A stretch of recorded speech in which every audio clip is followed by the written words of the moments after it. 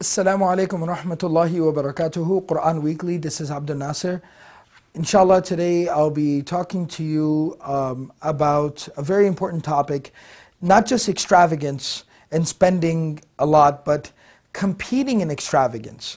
Spending a lot of money for the sake of competing with each other, social status, and trying to keep up and one-up each other. You know, Allah subhanahu wa ta'ala in a very powerful surah in the Quran, Surah Al-Takathur, Allah subhanahu wa ta'ala tells us, Alhaakumut takathur. Alhaakumut takathur. That the word takathur itself comes from the root word which means for something to be abundant. Takathur specifically means mutual abundance, to compete with each other in having more. And Allah subhanahu wa ta'ala says that this has distracted you, this has diverted you, this has made you useless. This has led you off your course. This constant competition in competing and having more than the other. Alright? Now, that has a very real, practical manifestation in our societies and our communities today, unfortunately. One of the most unfortunate manifestations of this in our community, in our society, and you know, like this exists at all levels. Regardless of what stage or phase of life you're at or you're in, this is something that is a challenge for every human being to overcome. You know, when we're kids, it starts off with having shoes, you know, who's got the latest Jordans, who's got the best, who's got the nicest kicks, and it becomes about clothes. And then when you get a little bit older, then it's about phones and devices or laptops or computers. And then when you get a little bit older, then it's about cars, who's got the nicest wheels, who's got the, you know, the sweetest ride.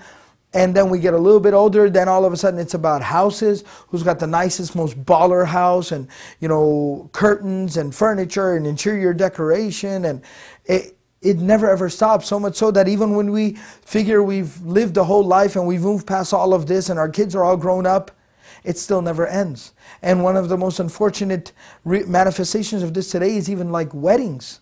And these occasions to celebrate, and how we celebrate these occasions, and how we conduct these weddings. That people spending inordinate, ridiculous, disgusting amounts of money on a wedding, on a 4-hour party. And you know, and it gets so bad, and it's not just that somebody spends a lot of money, but then it becomes a competition.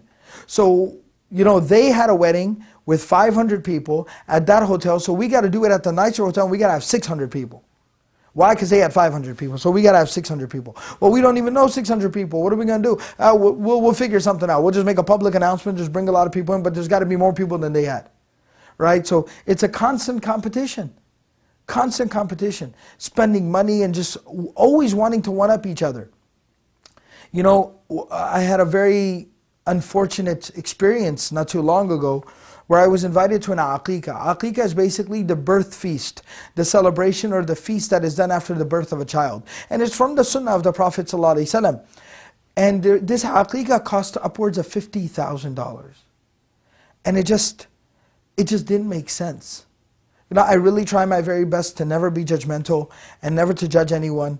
And you know, people, you know, should be, and there's nothing wrong with people celebrating or enjoying an occasion or sharing a moment with friends and family or community. But there comes a point in a time where just something becomes wrong.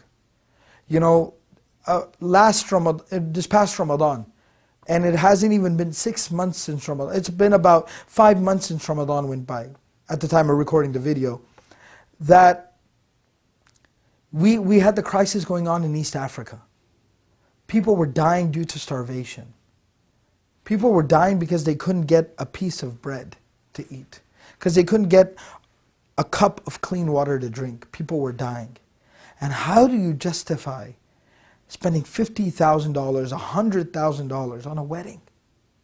How do you justify that? There has to be a time and a place where you ask yourself, what am I going to say when I stand before Allah subhanahu wa ta'ala?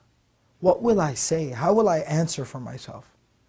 So it's something to really think about. You know, there's a beautiful hadith of the Prophet ﷺ where he says, the worst walima. Walima is the feast and the occasion, the celebration of after the marriage. And which is again from the sunnah of the Prophet ﷺ. But the Prophet ﷺ says that the worst walima is the one where only the rich and the wealthy are invited and there's no room for poor people at that walima. The poor are not fed at that walima.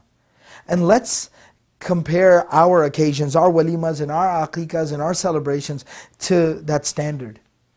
We only invite the rich and the wealthy and the influential and the famous. We have no room for the poor. We don't accommodate the poor. There's just not a consideration. They're a burden. And so it's something to really think about. And that when we fall into this predicament of just constantly competing with each other, it doesn't matter what we have to do.